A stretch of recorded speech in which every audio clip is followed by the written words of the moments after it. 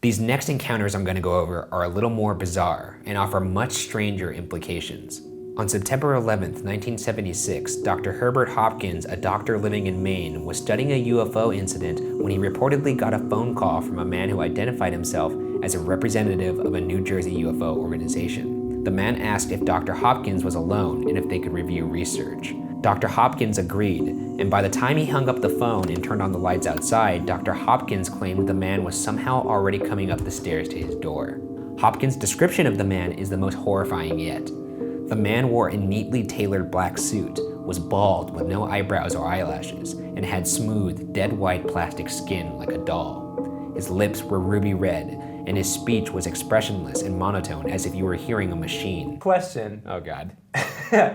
He's pale, really tight fake skin, but the thing they choose to make real is the ruby red lips. They put all their technology into making those lips super realistic, but the rest of the man can't speak normal, and he looks horrible, like his face is skin white. What? The man in black told Hopkins to take out a coin and said, "Watch the coin." After that, Hopkins claims, quote, "It started to develop a silver color instead of copper, and then the silver became bluish, and the penny was getting quite fuzzy, out of focus, blurred, and then it simply was gone. It slowly dematerialized," end quote. After that, Hopkins said the man ordered him to destroy his UFO research.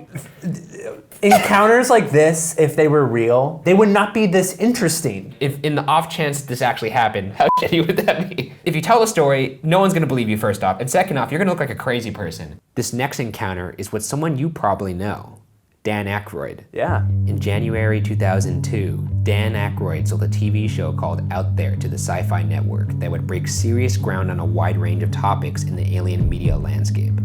In the middle of conducting further interviews for the show, Dan stepped outside for a break where he reported seeing a black Ford sedan appear suddenly across the street. Dan reports that one large man in black got out of the car and gave Dan a dirty look.